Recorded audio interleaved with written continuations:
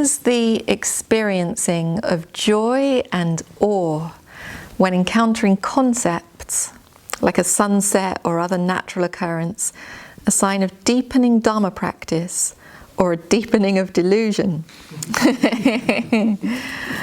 After deep Vipassana practice, do you enjoy a concept like a sunset in a deeper or a different way? What a great question.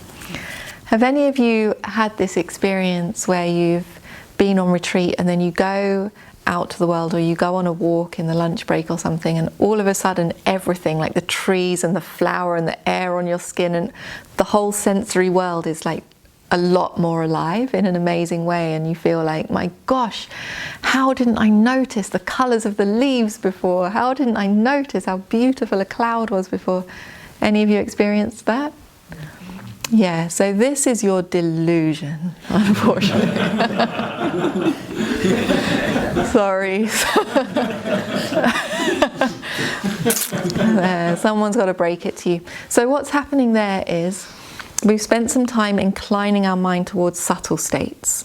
We've been with a subtle object like the breath for a long time. And because we've been with subtle states for a long time, things which were previously subtle, like the colours of nature or a sunset, which are subtle compared to the chaos and the onslaught of daily life, those same things now seem coarse and vivid and attention-grabbing.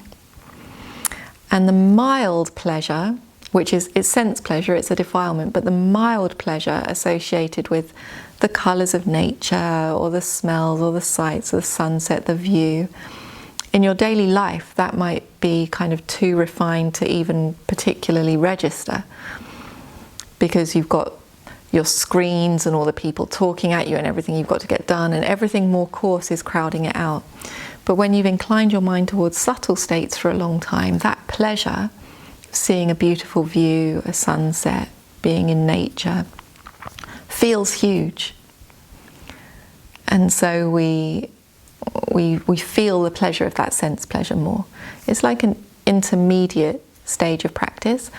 And what we want to happen at that time is we start to appreciate the refinement of the wholesome states of mind associated with our meditation even more than that refined sense pleasure.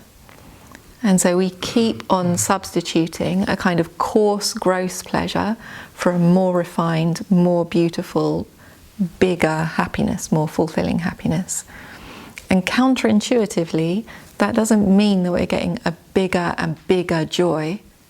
It actually means everything's refining, right?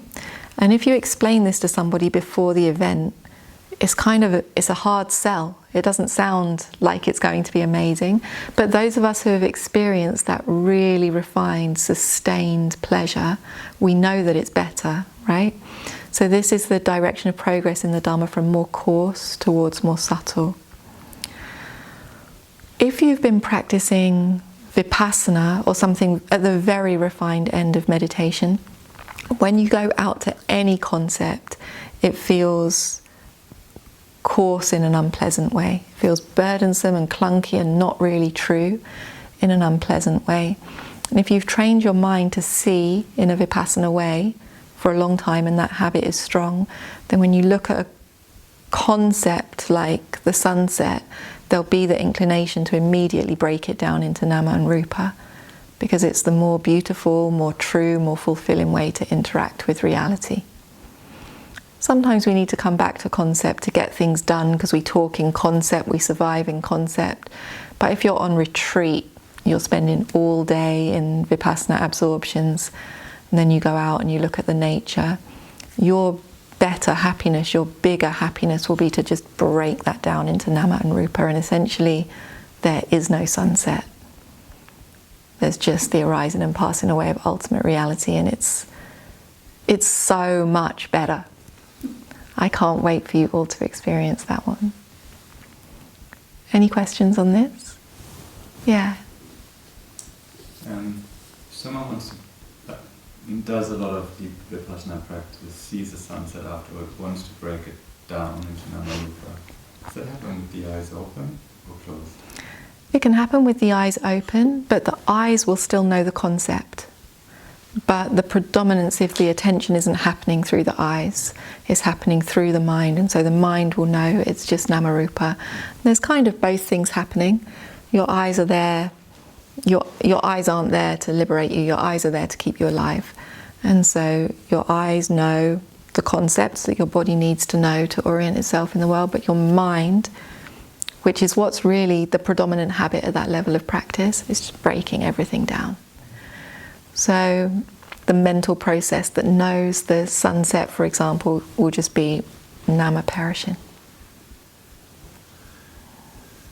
Yeah. Are you doing that to us right now? Yeah, the habit runs deep, and right now I'm answering Q&A. So it's a lot of concept, no? To think of the words and think of the questions and say all the things and know who you are, it's a lot of concept. It's a half answer to your question. Anything else on this?